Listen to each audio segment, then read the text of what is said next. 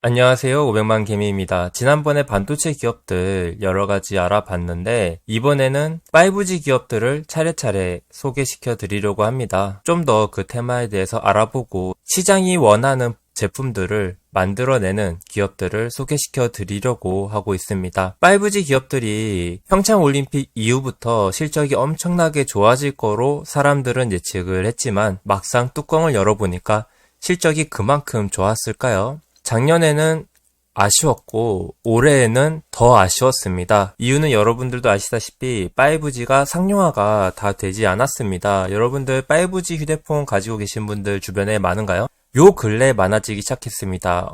기준이 뭐가 되냐면 노트 20하고 아이폰 12 라인이 출시되면서 드디어 애플이 올해 4분기부터 5G가 되는 휴대폰 라인업을 발표하면서 판매하면서 5G 제품이 상용화가 시작된 첫 발이 내딛어진 것 같습니다. 그래서 올해는 코로나 여파로 투자가 위축되었다면 내년에는 이번에 늘어난 5G 고객들을 만족시키기 위한 통신사들의 투자가 있을 거로 기대를 해볼 수 있습니다. 그러니까 2020년 5G 테마주들은 최악의 한 해를 보냈고 21년부터 많은 통신사들이 5G 장비에 투자를 할 거로 예측이 되면서 RFHIC라는 기업은 매출액이 20년 대비 170%, 영업이익이 6,800% 성장할 거로 예측이 되는 기업을 소개시켜 드리려고 합니다.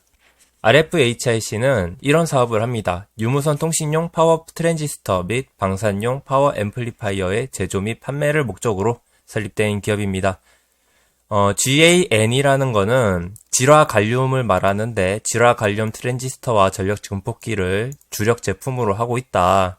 질화갈륨을 이용한 제품들을 만드는 이유는 통신장비 특성상 전력을 받아서 그거를 증폭을 해야 됩니다. 그래서 이 증폭기가 들어가며 그리고 그 과정에서 전력을 증폭하면 무슨 일이 발생할까요? 열이 발생합니다. 그래서 그 열을 버티려면 열을 버티는 물질로 만들어야겠죠. 이 질화갈륨은 열에 대한 내구성이 뛰어납니다. 그래서 안정성이 있다는 거죠. 그걸 통해서 이런 제품을 만들 때 원료로 사용합니다. 근데 질화갈륨을 만들어서 제품화하는 게 쉬운 기술은 아니거든요. RFHIC는 세계 질화갈륨 제품 라인이 점유율 2위에 위치해 있고 일본의 스미토모라는 기업이 점유율이 1위입니다. 스미토모는 점유율이 60%이며 RFHIC는 25%의 점유율을 가지고 있습니다. 국내에는 유일하게 RFHIC가 이 제품을 만들 수 있기 때문에 삼성전자와 함께 내년에 인도와 미국 시장에 진출할 것으로 기대가 됩니다. 그리고 삼성전자가 미국발 화웨이 제재를 통한 반사이익을 얻을 수 있기 때문에 기대를 해볼 수 있는 국면이죠. 그래서 삼성전자가 5G 통신 장비를 많이 만들어서 판매한다면 그 안에 들어가는 트랜지스터와 전력 증폭기는 RFHIC 제품이 많이 들어갈 것으로 기대되기 때문에 투자 관점을 그렇게 잡아서 소개시켜 드립니다. 그리고 앞으로 나아가서 미래에는 질화갈륨을 다이아몬드 위에 얹어서 만들 것으로 기대가 되는데 위에 있는 이 제품들은 실리콘 카바이드 위에 질화갈륨을 얹은 것입니다. 다이아몬드 위에 질화갈륨을 얹게 되면 다이아몬드가 어떤 성향을 가지고 있나요? 다이아몬드는 이 특유의 광택과 화려함 때문에 아름답죠. 그래서 보석의 대명사로 알려져 있지만 보석으로만 끝나는 물건은 아닙니다. 여러분들도 아시다시피 다이아몬드는 산업에 많은 곳에 이용이 되는데 우수한 물리적 특성을 가지고 있죠. 구체적으로 물리적 특성은 구리보다 4배 정도 더 큰 열 전도도를 가지고 있으며 고압, 고출력 반도체에 요구되는 큰 에너지 밴드갭과 항복 전압 및 높은 전자 이동도를 갖는 등 반도체로 우수한 특성을 보유하고 있습니다. 그래서 반도체에 들어가는 이 제품들을 만들 때 다이아몬드를 이용하면 더 좋은 고출력 반도체 전력 증폭기를 만들 수 있다는 거죠.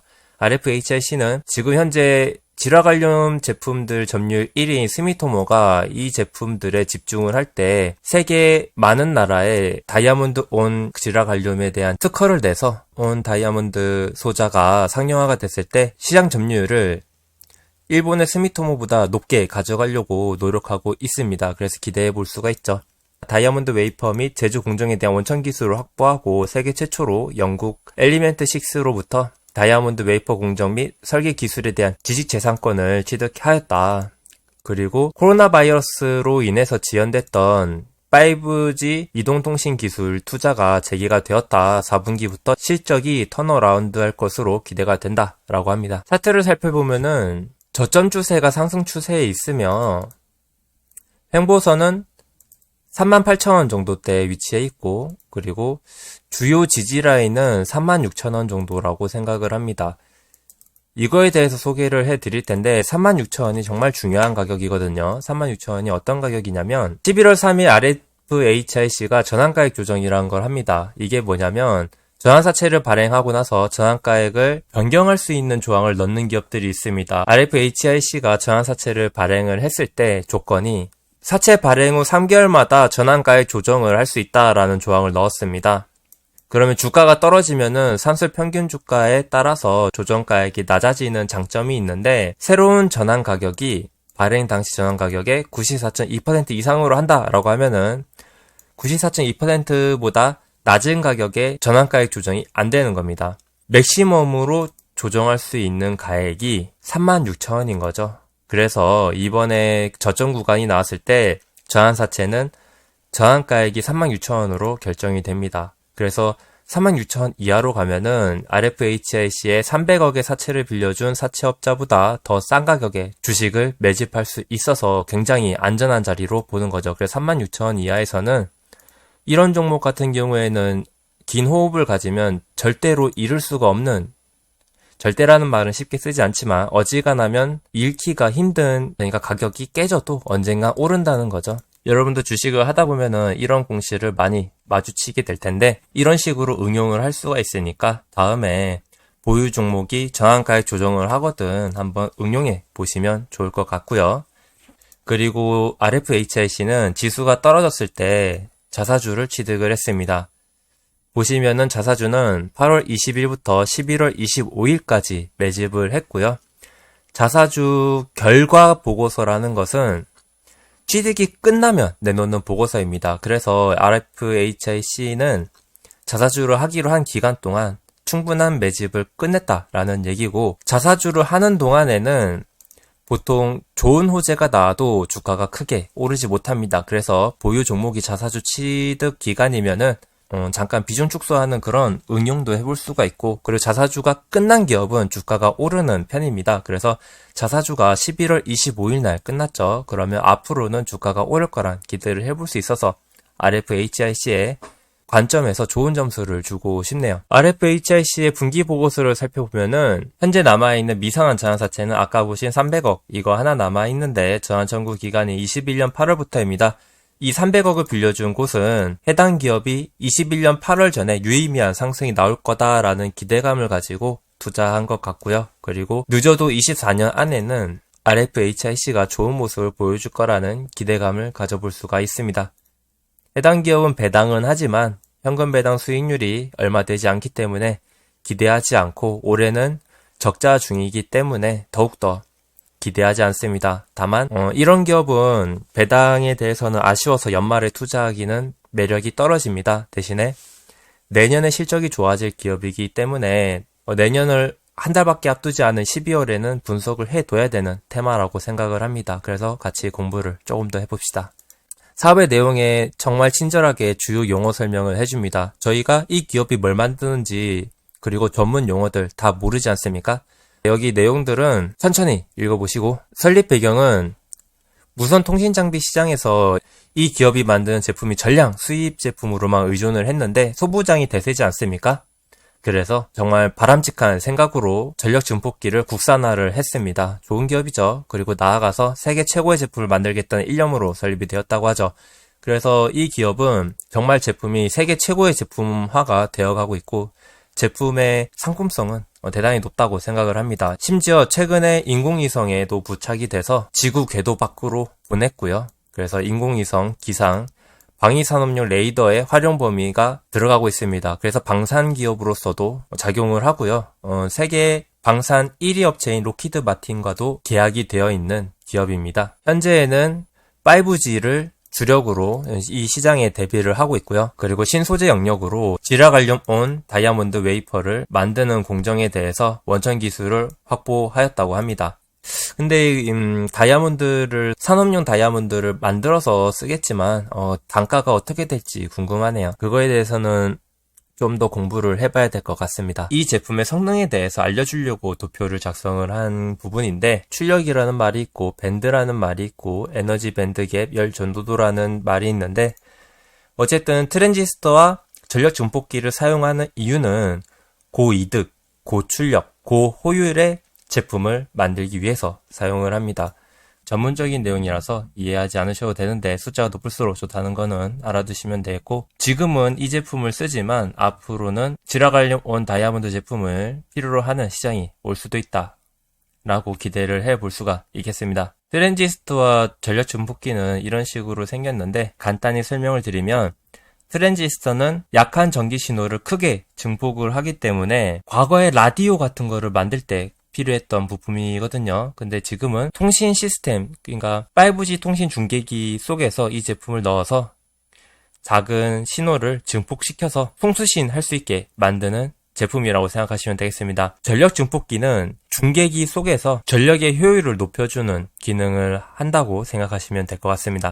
해당 기업의 연구개발 인력을 보시면 89명의 인원이 업무를 수행하고 있는 걸로 확인이 되고, 연구개발 비용은 연간 100억 정도를 사용하는 걸로 확인이 됩니다. 다른 기업들도 소개시켜 드릴 때 보면은 100억 이상 한 분야를 투자를 하면은 그 분야에 대해서는 세계 점유율 1위를 달성할 만큼 기술력을 갖출 수가 있더라고요. 그래서 RFHIC의 기술력도 믿어볼 수 있는 부분 중에 하나라고 볼 수가 있겠습니다. 재무를 보면은 올해는 3분기까지 많은 손실을 내고 있지만, 현재 기업이 이 잉여금으로 가지고 있는 돈이 918억이 있습니다. 많은 자금을 가지고 있기 때문에 기업의 재무 안정성은 아직 있다는 거죠. 20년을 잘 버티면 5G가 대박나는 21년을 맞이할 수 있기 때문에 가장 어려운 시기인 올해에 역발상으로 5G 기업들을 쳐다보는 겁니다. 계열 회사에는 미국 법인하고 메탈라이프라는 주식회사가 있는데, 메탈라이프는 상장 기업이죠. 상장 기업인데 모르시는 분들이 많을 거예요. 유명한 기업은 아닌데, RFHIC가 지라갈륨 쓰고 있다고 했죠. 그 제품에 대한 원재료를 메탈라이프가 생산을 합니다. 그래서 RFHIC가 다른 기업에 비해서 가격 경쟁력이 있는 상황이죠.